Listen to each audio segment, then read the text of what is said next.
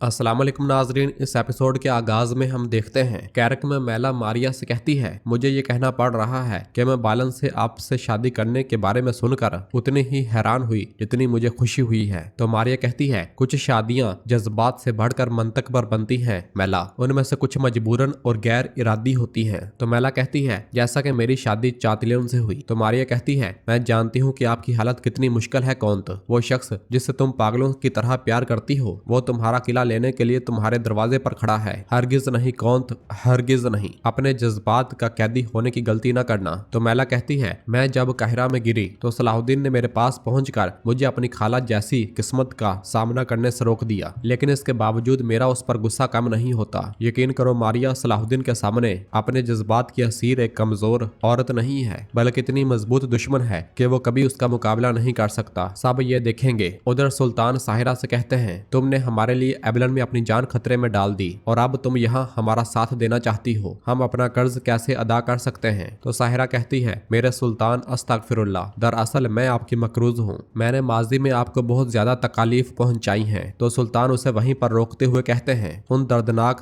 यादों को ताजा करने की जरूरत नहीं है। अब ताजर राकिफ की बेटी बोरो के साथ कुदस दावा के लिए हमारे मकसद की खिदमत करती है। क्या आप दोनों के दरमियान इस दिल के बंधन को कोई नाम देना मुनासिब नहीं होगा? तो साहिरा की जानब देखने के बाद बोरो कहता है, बिल्कुल, ये बहुत अच्छा होगा, लेकिन जब हम एक जंग से दूसरी जंग में भाग रहे हूँ तो ये कैसे हो सकता है? तो सुल्तान कहते हैं, मैं हमेशा यही कहता हूँ, एक मुजाहिद की जिंदगी दो जंगों के दरमियान है। जो फारग वक्त में खुशी तलाश करता है वो पीछे रह जाता है। तो सायरा कहती है, मेरे सुल्तान, मैं भी आप जैसा तरीका इस्तेमाल करती हूँ। मेरे पास महबूब हो तो एक बालों वाला खेमा काफी है। तो बोरो कहता है, शुरू से हमारा एक ही मकसद था कि हम एक हो जाएं भाई, लेकिन मुझे ये डर है कि फौजी ये सोचेंगे कि हमें सिर्फ अपने जाती मामलात की फिक्र है। तो सुल्तान कहते हैं, ये क्या बात हुई? तुम भी उसी फौज का हिस्सा हो। सब ने आपकी जद्दोजहद को वाज़े तौर पर देखा। एबलन आपकी मंगनी का गवाह बन गया, और जहाँ तक कैरक का ताल्लुक है, क्या आप नहीं चाहते ये आपकी शादी का गवाह हो? ये सुनकर वो दोनों बहुत ज्यादा खुश हो जाते हैं। दूसरी जानब कैरक किले की बुलंदी पर चातिलों लाड़ गए और बालन से कहता है, आवाजें बंद हो गई हैं, शायद चरवाहा सलाहुद्दीन अपना डेवड़ लेकर भाग गया हो। क्या कहते हो? तो बालन कहता है, अब सलाहुद्दीन को मौत के सिवा कोई नहीं रोक सकता। तो लाड़गाय कहता है, शाम का सुल्तान आपके कहने पर पुरअज़म हो सकता है, लेकिन कोई भी फौजी इतना सब्र नहीं दिखा सकता जितना एक कमांडर दिखाता है। तो चातिलून कहता है, मुझे लगता है कि वो मुहासरे को तेज करने के लिए आबी वसाइल और सामान के डब्बों को निशाना बनाएगा। तो लाड़गाय कहता है, मैं पानी के वसाइल को महफूज बनाने के लिए जाऊंगा। बालन कहता है, और मैं सामान के डब्बों की हिफाजत करूंगा। लाड़गाय कहता है, जितना जल्दी हम उसे रोकेंगे उतना ही बेहतर होगा। बाज़ंतीनी फौजें पहुंच चुकी हैं, लेकिन हम हिफाजती वजूहात की बिना पर कुदस से काफी फौजी नहीं ला सकते, मतलब ये कि हम ज्यादा नहीं हैं। तो बालन कहता है, और इससे बुरी बात यह है कि सलाहुद्दीन को यह बात मालूम है। दूसरी जानब कुदस में बाल्डोन कोड के निशानात को छुपाने के लिए दस्ताने भी पहन लेता है। इसी लम्हे सबीला और विलियम वहां पे आते हैं। विलियम कहता है, बादशाह सलामत, कैरक की जानब बढ़ने वाली तमाम तैयारियां मुकम्मल कर ली गई हैं। तो बाल्डोन कहता है, बहुत खूब, चलो फिर निकलते हैं। यह सुनकर सबीला कहती है, काश कि आप अपने फैसले पर दोबारा गौर करें। यके बाद दीगरे मुहम्मद से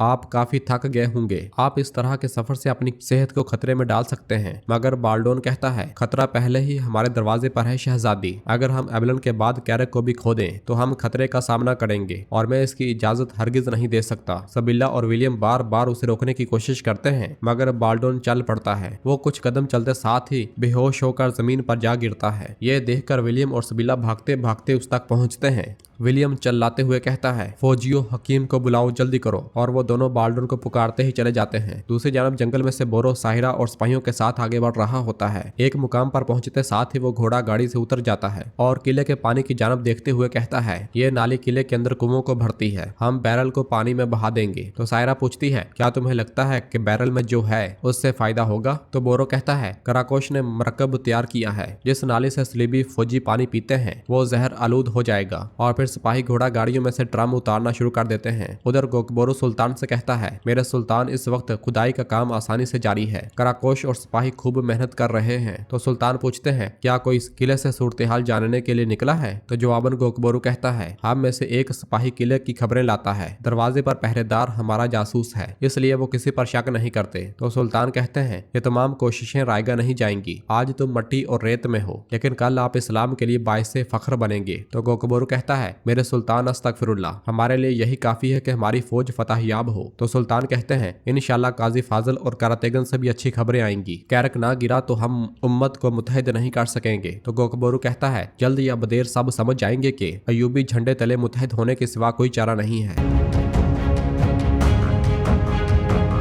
नाजरीन, फिर इसके बाद हमें हलब दिखाया जाता है जहां पर अमीरों और सरदारों के सामने काजी फाजल और उनके साथी मौजूद होते हैं। एक अमीर कहता है अच्छा कहते हैं और खूब कहते हो, लेकिन सुल्तान सलाहुद्दीन किस हक से खुद को रियासत का मालिक समझते हैं काजी फाजल? तो काजी फाजल कहते हैं मलिक तोमान मुंसफ बनो। क्या वो वही नहीं थे जिन्होंने मिस्र में निजाम कायम किया? क्या वो वही नहीं है जिसने शाम को गुमुश्तगिन के फितने से बचाया? क्या वो वही नहीं है जिसने इस्लामी जोग्राफिया में बैतुल अहजान, बकरास, हरीम, एला और यहाँ तक एबलन तक का इजाफा कर दिया? तो मलिक तुमान कहता है यह सब इसलिए ऐसा है क्योंकि आप ऐसा देखना चाहते हैं। मिस्र उसे अपने चचा से विरासत में मिला था और जहां तक शाम का ताल्लुक है उसे इसलिए मिला क्योंकि हलब अमीर गुमुश्तगिन के साथ खड़ा नहीं हुआ। बैतुल अहजान की शिकस्त याद ना दिलाऊं अगर आप चाहें तो। उसकी बातें सुनकर करातेगन को बहुत गुस्सा आता है और वो कहता है तुमान मेरी तरफ देखो। मलिक तुमान अच्छा बोलते हो, क्यों काम को तूल दे रहे हो? तुम्हारा भाई भी उसके खिलाफ था लेकिन लड़ाई से पीछे नहीं हट रहा था। तो मलिक तुमान कहता है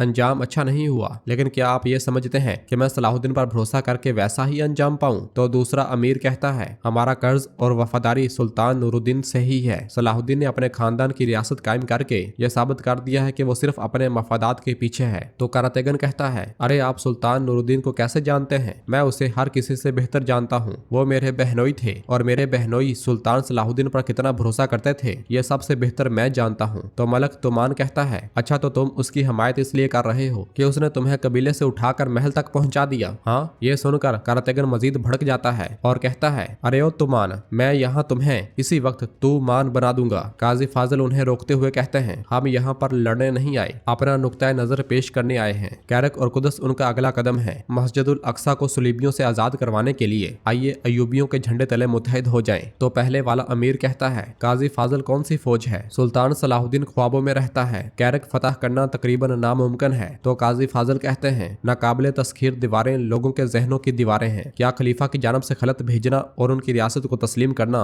यह सब देख कर भी आपको रास्ता नजर नहीं आता? तो मलिक तुमान कहता है हम एक रियासत को तस्लीम करते हैं जो कि जंगी रियासत है। एक सुल्तान को जानते हैं और वो है सुल्तान इस्माइल। यह सुनकर काजी फाजल और उनके साथी परेशान हो जाते हैं। दूसरी जानब जंगल में एथरस अपने सिपाहियों के साथ सुलीबी सिपाहियों को देख रहे होते हैं और कहते हैं काफर हमारी तवक्को से कम है बोजोक। बोजोक कहता है चलो फिर उन्हें खत्म करते हैं एथरस। यह सुनते साथ ही एथरस अपनी तलवारें बेनियाम कर लेते हैं और अगले ही लम्हे सलीबी सिपाहियों पर तीर छोड़ दिए जाते हैं, मगर इससे पहले कि सलीबी सिपाही संभलते वो सब उन पर चढ़ दौड़ते हैं। एथरस एक ही हल्ले में कई काफरों को काट डालते हैं। बोजोक भी तीरों के साथ काफरों को जहन्नम वासिल कर रहा होता है। इब्राहिम की तलवार भी अबू ताब से चल रही होती है। दूसरी जानब बोरो के हुक्म पर सिपाही कैरक की जानब जाने वाली नहर में जहर डाल रहे होते हैं। बोरो सिपाहियों से कहता है होशियार रहो, पानी को हाथ मत लगाना। अपना काम खत्म करने के बाद वो सब चल पड़ते हैं। इधर बोजोक, इब्राहिम और एथरस काफरों को काटते ही चले जा रहे होते हैं, मगर इसी लम्हे खुफिया रास्ते से बालन अपने सिपाहियों को लेकर सामने आ जाता है। बालन को देखकर एथरस का चेहरा लाल पड़ जाता है और वो कहते हैं काफर बालन तो तुम यहाँ हो। एक जानब से मार्कोस भी सिपाहियों के साथ आ जाता है। बालन कहता है मैं हर जगह तुम्हारे खिलाफ खड़ा हूँ। सलाहुद्दीन का कुदस की जानब उठने वाला हर कदम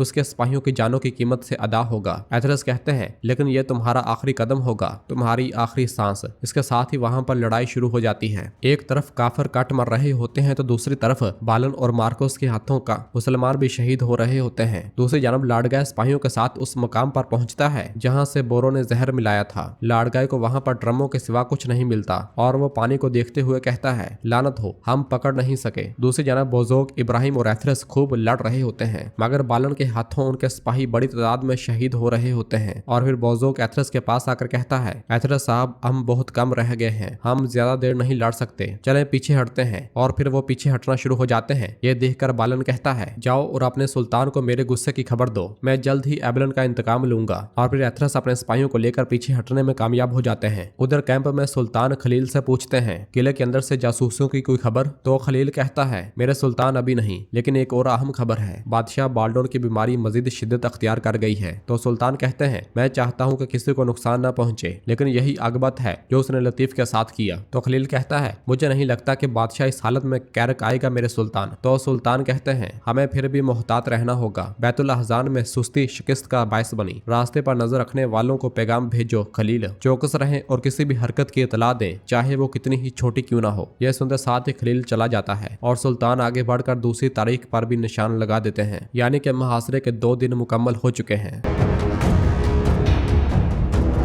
तो नाज़रीन, इसके साथ ही एपिसोड खत्म करते हैं। मिलते हैं बहुत जल्द अगली एपिसोड के साथ। वीडियो को लाइक कर दें और जिन दोस्तों ने अभी तक चैनल सब्सक्राइब नहीं किया वो जल्दी से चैनल सब्सक्राइब कर दें और बेल आइकन यानी घंटी वाले निशान को भी प्रेस कर दें ताकि आने वाला एपिसोड आपको आसानी मिल सके। दुआओं में याद रखें। अल्लाह हाफिज।